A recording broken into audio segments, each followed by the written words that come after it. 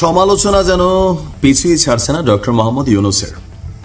গেল ৭২ ঘন্টা যাবৎ ডক্টর মোহাম্মদ ইউনূসের একটা বক্তব্যকে কেন্দ্র করে তোলপাড় চলছে বিএনপির রাজনৈতিক অঙ্গনে বা সুশীল সমাজ অথবা যারা নির্বাচনমুখী জনগণ আছেন তারা বিষয়গুলো নিয়ে সর্বোচ্চ লেভেলে সমালোচনা করছেন। ঈদের ঠিক আগের দিন ডক্টর মোহাম্মদ ইউনূস তিনি একটা বক্তব্য দিয়েছিলেন, দীর্ঘ চূড়া বক্তব্য, প্রায় ৪০ মিনিটের।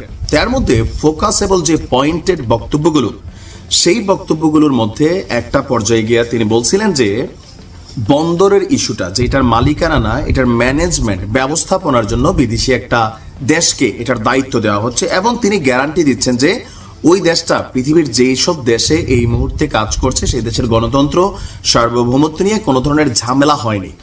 ভালো কথা। এর পরের অংশে তিনি যখন বললেন যারা এই বন্দরের বিরুদ্ধে গুজব ছড়াচ্ছে অথবা এটাকে বাস্তবায়ন হতে দিতে চাচ্ছে না বা একটা ন্যারেটিভ তৈরি করছে, তাদেরকে প্রতিহত করার জন্য তিনি আহ্বান জানিয়েছেন। কিন্তু প্রশ্ন হচ্ছে তিনি কাদেরকে প্রতিহত করার আহ্বান জানাচ্ছেন?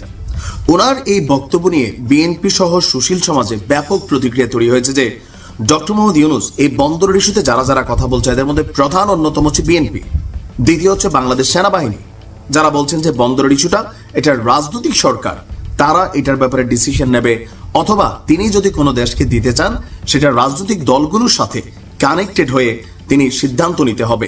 মতের বিপরীতে কেউ গেলে তাদেরকে প্রতিহত করার যে ঘোষণা, সেটা শেখ হাসিনার যে বক্তব্য ছিল বিভিন্ন সময়, যেমন তার মতের বিরুদ্ধে কোনো সিদ্ধান্ত নিতে গেলে তিনি বলতেন এটা বন্ধ করে দিব, ওইটা হবে না, এটা হবে না, বা কোটা নিয়েও যে বক্তব্যগুলো দিচ্ছেন, যে ফেসিজমের আওয়াজ অনেকে ভাবছেন যে ডক্টর মোহাম্মদ ইউনূসের গলায় গত 10 মাস শেষে আজকের দিনে এসে তিনি যে বক্তব্য দিয়েছেন সেখানে অনেকটা এইরকম ফেসিজমের আওয়াজ নাকি শোনা যাচ্ছে। তার এই বক্তব্যকে কেন্দ্র করে আপনার নানামুখী আলোচনা সমালোচনা।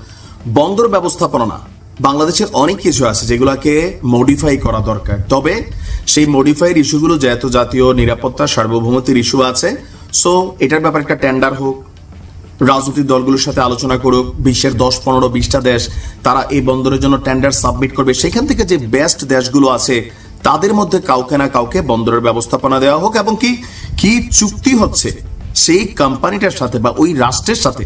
কোন রাষ্ট্র ডক্টর ইউনূস এটা বলেনই নাই, তিনি বলছেন না কোন দেশের কোন কোম্পানি, এটা তো জনগণের জানার অধিকার আছে।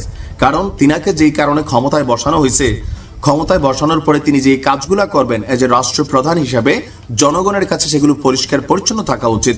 সো ওনার বক্তব্যের মধ্যে যে জিনিসটা আসছে, বিএনপির দাবি যে তিনি বিষয়গুলোকে পরিষ্কার না করেন একটা ধোঁয়াশাকার ধারণ করেছেন এবং রাজনৈতিক দলগুলোর বিরুদ্ধে প্রতিহত করার। তো ওনার প্রতিহত করার জন্য ওনার কি নির্দিষ্ট কোনো রাজনৈতিক গোষ্ঠী আছে? তিনি কি এনসিপি কে আহ্বান জানাচ্ছেন, নাকি জামাত ইসলামকে আহ্বান জানাচ্ছেন, নাকি কাকে যে প্রতিহত করার জন্য?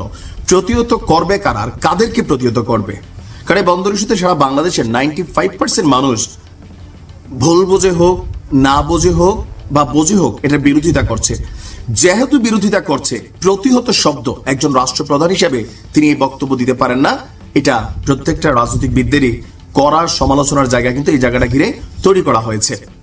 সো আমি ব্যক্তিগতভাবে মনে করি যে অনৈক্য তৈরি হচ্ছে রাজনৈতিক দলগুলোর সাথে ডক্টর মোহাম্মদ ইউনূসের বিভিন্ন বক্তব্যকে কেন্দ্র করে।